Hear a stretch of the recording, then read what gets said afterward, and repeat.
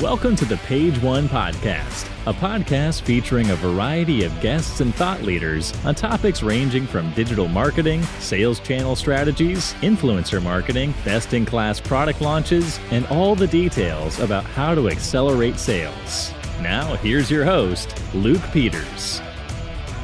Thanks for joining us on the Page One Podcast. I'm your host, Luke Peters, CEO of New Era Appliances and Retail Band Digital Strategy Agency. Let's jump right into this interview. But first, a quick message. Business owners, how are your digital sales performing? Hopefully really well right now since everybody's jumping online. But do you wish you had someone to help create a custom strategic plan to help grow your online sales? If so, find me on LinkedIn or email me at luke@retailband.com and we can help you do just that. In this episode, you're going to learn from first-generation immigrant Jenny grew a triangle home into a massive company in only 10 years, and she's going to share how data and analytics drive her IT-focused e-com business model, selling to Wayfair, Amazon, Target, Walmart, and 40 other retailers. Jenny graduated in 2005, summa cum laude, from the Fashion Institute of Technology, and then she founded Triangle Home Fashions in 2008 after working in product development and design for one of the major suppliers in the industry. Under her leadership and starting with just a few employees and a dream for what she believed, Triangle Home Fashions has become a major player in the home textiles marketplace. Jenny was recently named New Jersey Entrepreneur of the Year and National Nominee in the consumer category.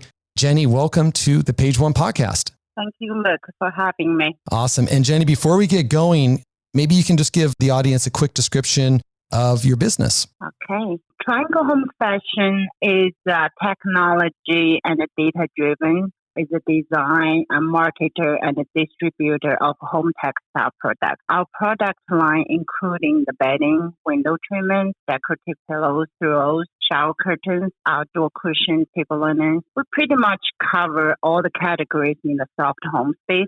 I founded the company in 2008 with a vision to create accessible home fashion that combined the great quality, unique design, and value.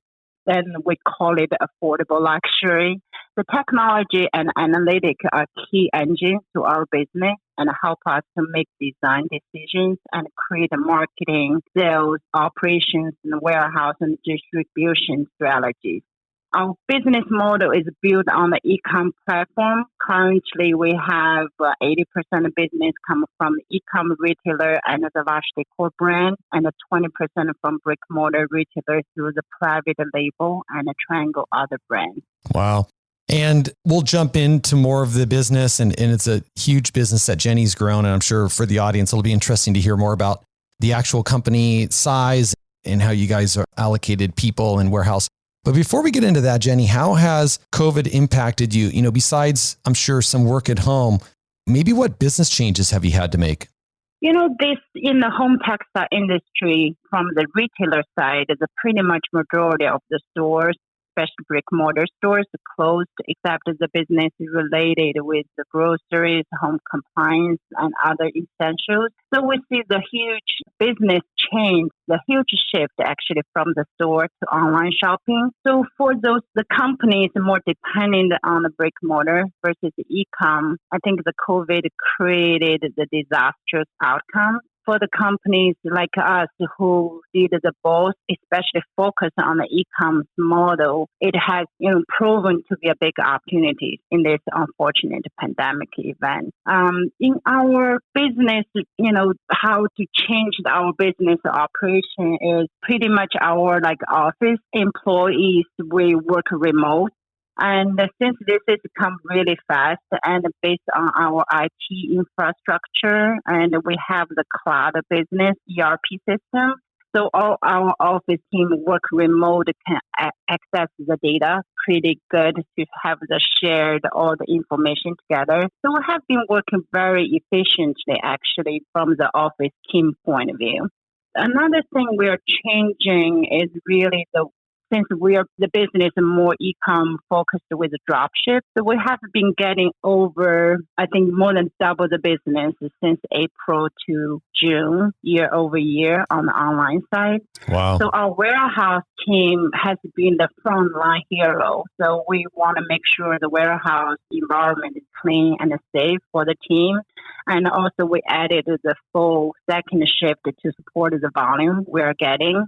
So we also increased the pay for the warehouse team for their effort they put in.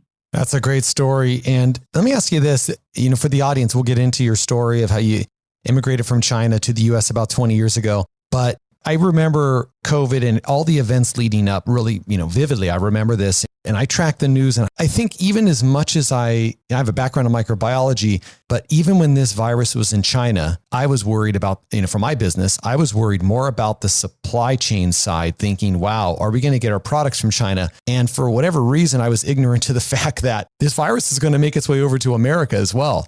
And there was too much focus, I think, looking back on my end on the supply chain when really we should have been planning in advance for that. Hey, we're going to be in the same problem. It's just a couple months later. If you take yourself back a couple months, how you were thinking about it and how you planned. And then, just because since you did live in China, you might have had some forewarning, maybe from family members or something. I'm just curious if you were able to act quicker or if you kind of did the same thing that most other companies, the same process we went through.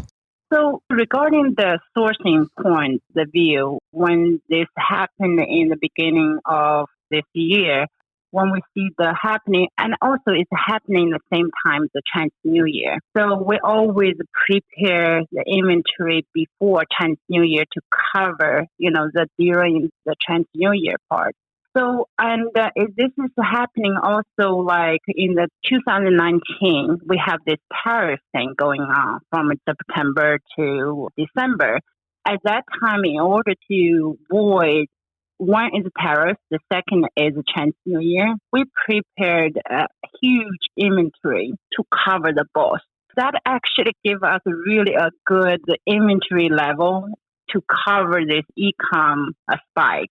So it's when we did from a sourcing, we actually not just from this year during the COVID, also before in the 2017-18, we already look at it. Before it's 100% we are from China, the sourcing part. 2017, we're starting to look at it from India and Pakistan. So we built this sourcing more in a global basis. Now we're sourcing from 3 different countries. So when we see this in the China has the COVID, we did move some to India. So that kind of give us more flexibility. Once we see one region has an issue, then we can move to the different region for the production. So it's actually from the China, when you look back, they really changed it. It's only they delayed 2 weeks from the production point of view within the normal, Chinese New Year. So far, we're pretty much 100% back on the production side in the China part. We have experienced a few weeks, 3 weeks in the India part as well.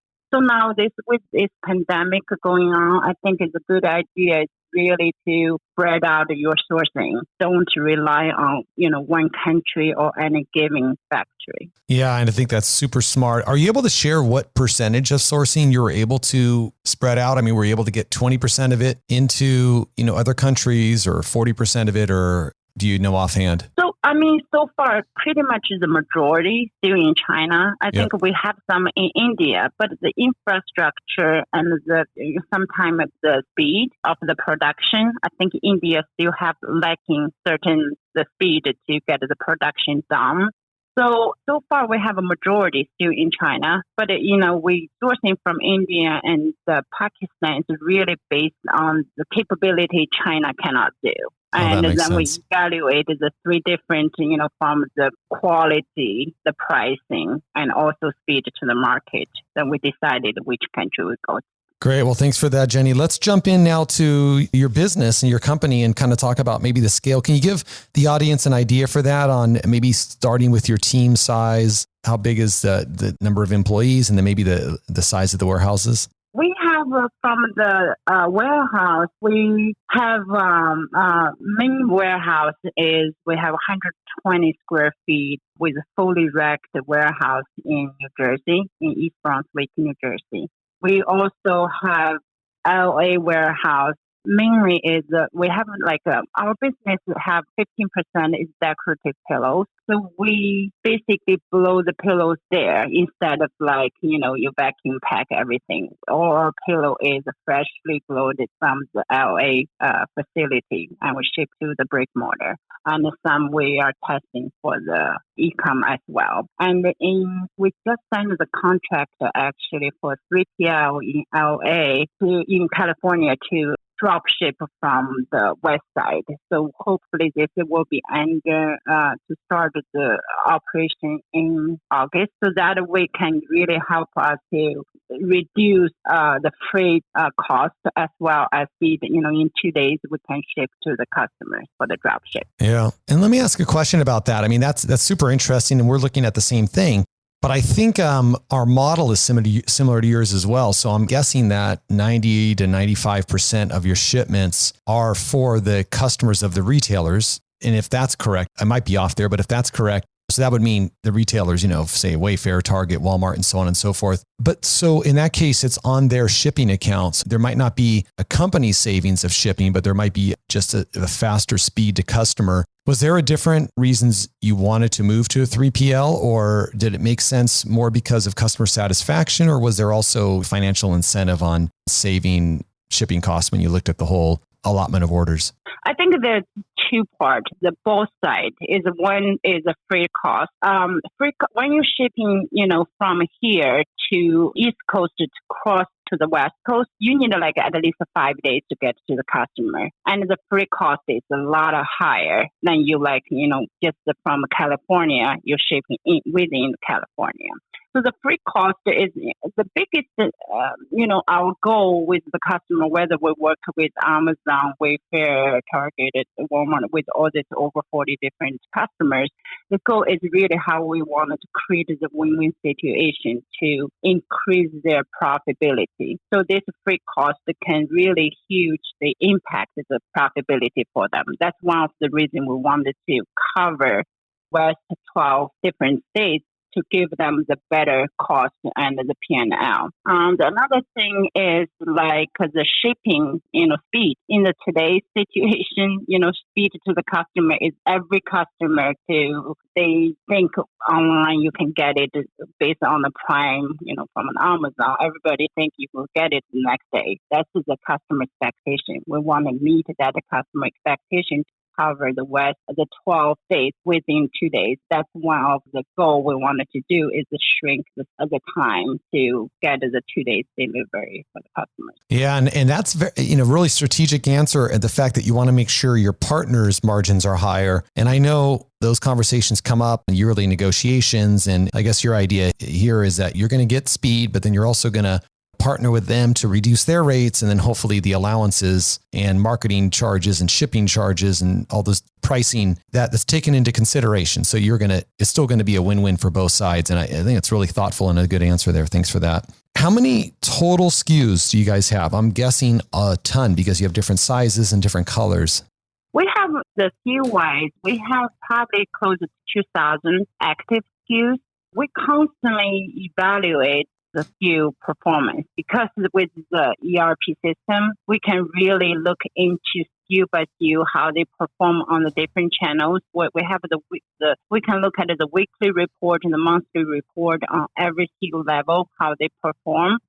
So we can we put it on the top SKUs. If they perform well, we want to make sure we have enough inventory, has the fulfillment rate really high. We don't want to lose the sales on the top sellers. We also have with the mediocre SKUs, we want to make sure what kind of the promotion or the other strategy we can, boost the sales. And with the lower performers, we look at it how we can, work with the different price or some different channels or pick the big discounts and then replace them. So it's constantly the three different tiers. We constantly can look at it. And the main advantage of us is we have since the we started the business not long, 2009, we started the e-com. It's over the years, we really built this ERP system to give us really good data to analyze all these different SKUs, how they perform. So give us a really good idea how to move forward, how to discontinue them.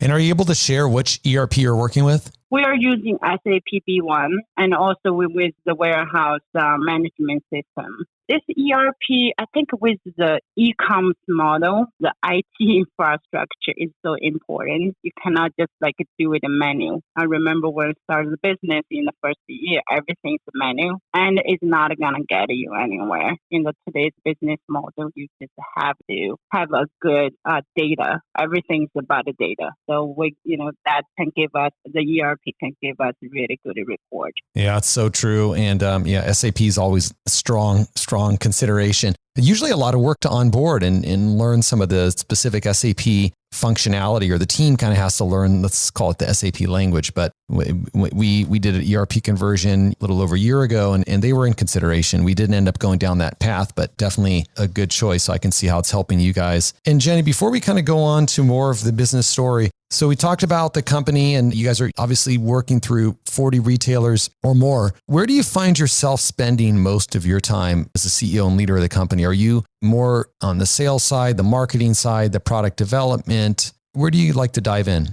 I started the textile and surface design. So I'm always a design driven. I love, my passion is design. So I always joke with my customer and the team, say you have a designer running the company versus a financial, somebody in the financial background running the company. We are very kind of the product driven. Maybe that's a little bit of selfish way. I want to make sure the product is right, the quality is right. And so that's kind of the one area I have been involved a lot of them regarding the product development, but also over the years and involved with a lot of sales as well, whether it's from the brick mortar or from the e-com side. I think it give us a lot of insight how to design the product. But in the last couple of years, I'm kind of starting back off because all our team is been with me since the beginning, and they grow really fast. So they've been really, knows how to do the business. We are pretty much on the same page when we talk about the certain things. Really, we don't have to finish the sentence. So they've been the part of the team. All our key employees, the management team, they've been with me almost since the beginning. So now I've been more focused on the strategic planning to see, how we can get our company into the next level. We did it in the 2018. We were starting, because we grow so fast, we kind of starting to accelerate the growth. I made the choice to work with a private equity firm in the 2018. I think in the last 2-3 years, the company we're growing pretty. Last year we did 43% growth. I think this year we gonna exceeding on that percentage. We're forecasting much stronger than last year. So all this now is really my job. My role is how to help my team to get the company to the next stage. Wow, congratulations. So you've already, sounds like you've had a liquidity event with private equity a couple years ago, and that sounds like a great choice because you continue to grow quickly. Yeah, I think that's one of the decisions I made that really helped the company grow fast. Good for you, Jenny. So why don't we talked about the business and kind of how you're handling COVID and your warehouses. You have a big one in New Jersey and the big 3PL on the West Coast coming, and a couple thousand SKUs you have to manage. Why don't we kind of step back about, 20 or 30 years or more? And I think people would love to hear your story of how you came from China. I think in 1999 you mentioned, but why don't we start before that? In your childhood, where did you grow up, and what do you think impacted you early on to give you the drive to later start this business? Oh, it's a long story.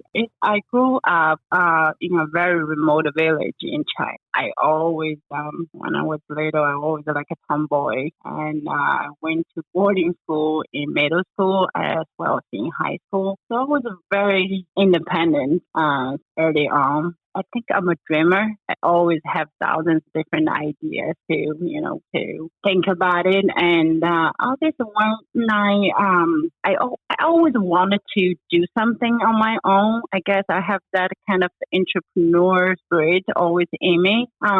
So that's kind of like I did a few different things in China before moving here. Since 1999, when I moved to here, it's kind of very rough experience because I learned a little English in the school, but there's like I couldn't really understand or speak English at all. So I remember when I first turned on the TV when I got here, I feel I was in another planet. It's just I couldn't understand one word what they talk about it. So pretty rough in the first couple of years when I got here. Yeah, well, it's a great story, and you kind of, I guess, removed a lot of excuses from everybody else who might complain about, having a hard time starting a business. But here, it sounds like you came here with nothing, and then, you're leading a massive company in the textile industry. So it's a great story. And, so you talked about the first couple of years and how they were tough here. And then then after that, you went to the Fashion Institute of Technology and started the business, and you've grown so fast. And so what do you think was your most important decision you made that allowed you to be so successful and grow so quickly with your business? So I think it's a decision when I went to, first I wanted to start probably from a fashion, the passion. When I started, before I went to FIT, I was like 28 years old. At that time, I don't want to just go to a school to learn something, find a job. I was like really deep diving what I really want at that time for the rest of my life. What the one thing can really keep me going. So I really like fashion. And the first thought I wanted to be a fashion designer. I remember read all the stories of very well with all the seed, how they did it. I kind of I say I wanted to be a fashion designer. One day I'm going to have my own business in the fashion. When I went to FIT, at that time, they said that the fashion design department is already full. I have to wait for another year. At 28 years old, you really don't have time to waste for another year. So they said they have the textile designs open. So I thought it's not very far from it. So I applied to the textile design and was accepted. So that's how I got into the home textile business instead of the fashion business.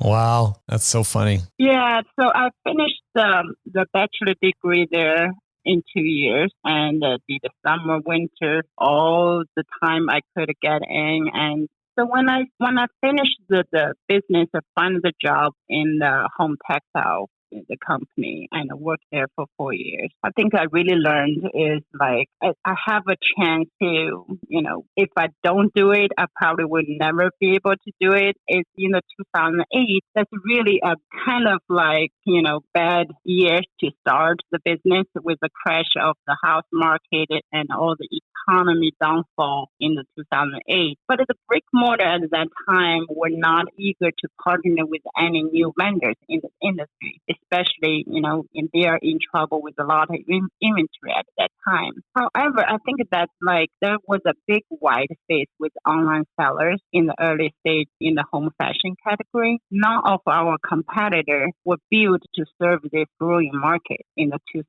early 2009, 2010. They really didn't see the value in the shipping one piece to one customer. So from a distribution standpoint of view, we were early on. That's kind of how it's a very risky decision at that time to build this e-com model to selling all this .com customers. So we started with, a few employees. We bring the inventory in, and I remember we started with the Coast.com at that time. By end of the year, we were awarded with the Rookie of the Year from them, and that gave us really a good confidence. We see this gonna go somewhere. Then from that on, was really involved with Amazon, early Wayfair, and pretty much over 40 different customers over the years. It's just, we grow really fast. That's kind of the one thing with the right business model we did to how to really help us to grow. When you look at the e-com side, it's a very small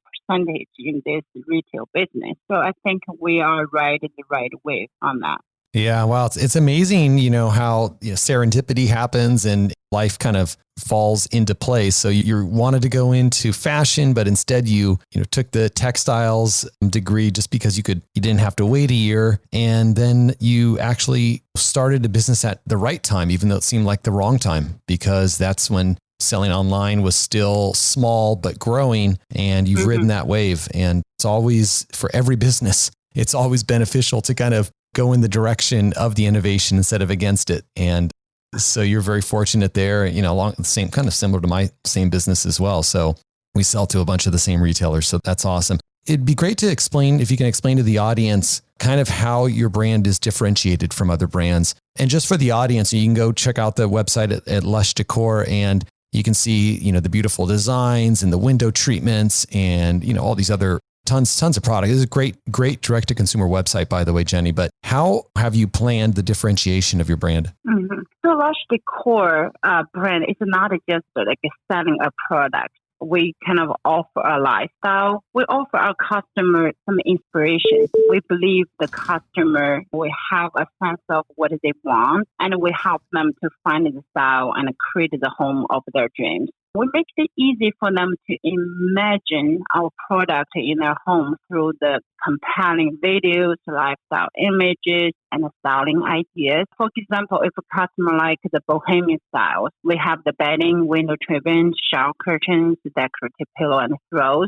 So we show them the curated concept to give them a clear picture of how different items will look in any room of their home. So they can find the multiple pieces across the categories and mix match to get the cohesive style they're looking for. So we help them more visualize what they want. We inspire the inner design, and that's what we call the Lush Decor brand. Because our customer over the years, we have pretty good data and who they are. So it's more, all the Lush Decor customers are very inspirational. They're looking for the product that's stylish, more intentional, and uniquely speaking to their spirit. They are predominantly the women from all life stages who look for affordable luxuries for every room in their home, and who appreciate the curated, the one-stop shopping experience. So Lush Decor customers more gravitated to the style themes like modern farmhouse, the vintage charm, coastal, the boho chic, and the comfy cozy. They have described the Lush Decor product assortment as inspiring, unique, classic, timeless, and fun, but also bold and exciting with a variety of choices inspired the inner designer. They also note the great prices, excellent qualities, comfort, and the fast shipping and responsive the customer service from us. Wow. And that's hard to do with so many SKUs. And also, are you able to share kind of the back end website? Is it a Shopify site or BigCommerce, or do you know? We use a Shopify on the back end. With the Lush Decor DTC customers, we have probably over 40 different customers. Every one of them are different. And for example, Amazon, we're working with from their internal AMS team versus the buying side of the team. It's very engaging. We work with them. They offer a lot of data to help us to, together with the report we generated from SAP system. So can give us a really good idea of what it is our customer wanted. So we can develop based on what they need. So that's really a good partnership working with them. And also with them, we do all kinds of hybrid approach. I believe, look, you're doing business with them, you can do, we're doing the DI with them. We're also doing domestic bulk order from the vendor side. We're also doing the drop ship for them. Yep. So basically from every channel we're doing with them, we just wanted to make sure, if they run out the inventory, we also can drop ship from here. So if based on the cost reduction, can give them a better margin. If they want to do direct shipment, we can offer that as well. So this hybrid approach really helps us to, the flexibility to work with them. And how do you handle, so in your industry, and I'm familiar with a few of your colleagues who own businesses in the same area, it can be a challenge because like on your website, you're able to show a whole set or how it's going to look together in a home with other products in different categories, right? Mm-hmm. The window treatment, the top of bed, and so on and so forth. But on Amazon and, Walmart or Wayfair, it can be more transactional. I mean, it's because they're not able to just feature your brand. So they're just seeing the window treatment. Now that customer's got to go somewhere else to find the other parts. I imagine there's not an easy way to overcome that, right? Or is there? Have you found any additional way to merchandise within these retailers? Right. It's depending on the customer's platform. We do have the brand store for Amazon, and also we have the brand store now with service over Target. It's all different approach. Like with Wayfair, we work with them, even though it's a different category. Some of the customers, they can linking into the same collection. But for the certain customers, they might have the difficulty. So we're trying to figure out how to work with the customer to see if there's anything they can do to give the customer the easier as a shopping experience, especially from the design point of view. They can find something mismatch to get the advantage of the large decor brand can offer with that curated look. Yeah. And talking about so many SKUs, and I completely understand you have some customers are doing direct import, but it sounds like you're still having to demand plan for most of the SKUs. You have your large warehouse and your new 3PL that you're setting up. Talk about demand planning. Obviously, I'm sure SAP helps with that. Do you have to have several people on staff also helping with demand planning? With that many SKUs and sizes, I imagine it's hard to keep everything in stock. So then question 2 is, are you able to share any metrics around, I guess, in-stock levels or inventory turn goals? Like, are you okay to have a slower inventory turn because you'd rather have it in stock, or kind of how do you plan or think around that? It's one of really the strengths, or we are proud of ourselves, is the inventory level. We were on the fulfillment rate, we are 98%. Over 98%, with sometimes 99%. We always joke with our customers. They say, okay, we are 98%. We said we wanted to be 99.999. And it's really the fulfillment rate. We've been in comparison with our competitors. We are way ahead of the game. I think that part of the reason is a few different reasons. With the ERP system we have, and we can really predict much, much better forecasting within the next 6 days, next 90 days, what inventory level we can do. Also, another thing is really engaging with our customer forecasting as well, not just because with the report we can do, we can look at the last years in this period, what is the customer demand. Then based on the growth we have for this year, also we can look at the last 6 months, how they skew on the different SKUs, how they perform. So we can look at it, let's say, combined with the last 6 months, combined with the last year's data, can give us a pretty good inventory, the forecasting.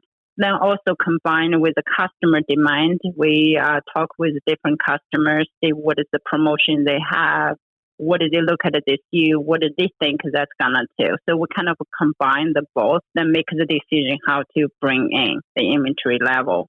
Another thing is really the relationship with our vendor, the factory, and as well as our China team. We have an office in Hangzhou, China. So they can really working with our China manufacturer, even India manufacturer, to basically push how based on the inventory we have, they can check because it's cloud-based system. They have the accurate the inventory. They can check every day. We have the people look at each SKU, each inventory, give us like the different report every day, how they needed to forecasting, what do we have certain SKUs really in.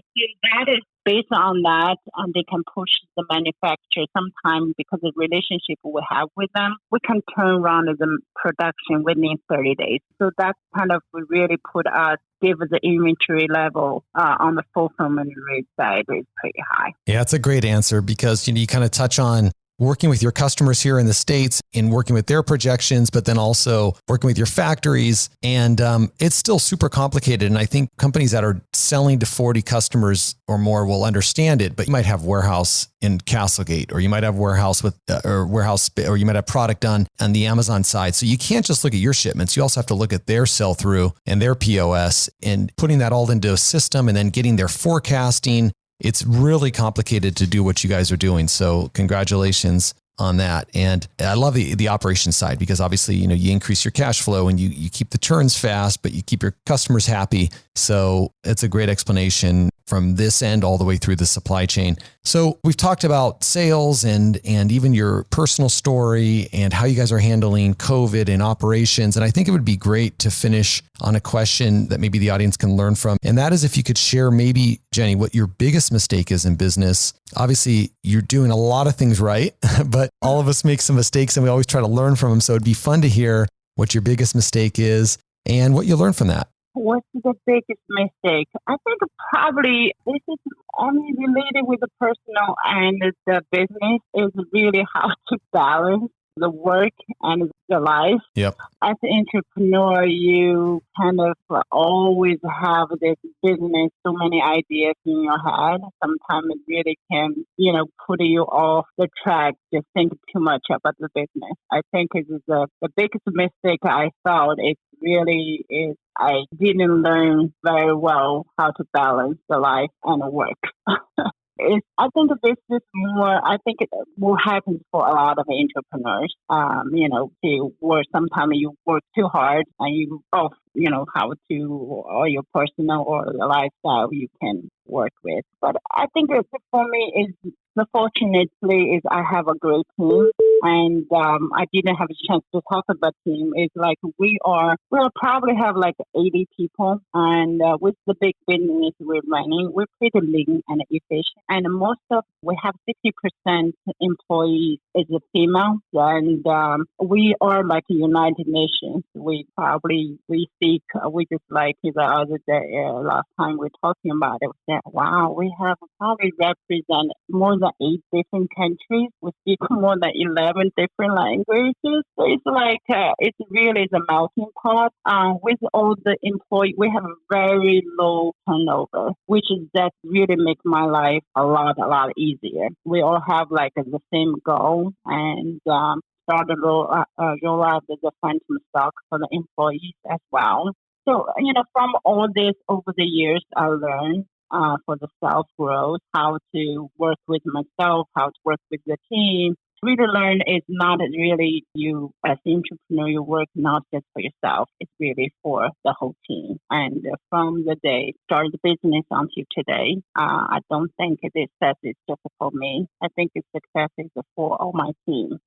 So even though with the private equity back, the transaction, but I think it's now more than ever, I feel I have the, responsibility for my team because they're working so hard alongside me. And so it's like a life balance, not just for me, or my team as well. So a lot of my team is working mom as well. So it's been pretty a good journey. I'm very, very grateful with the success we all achieved together with my team.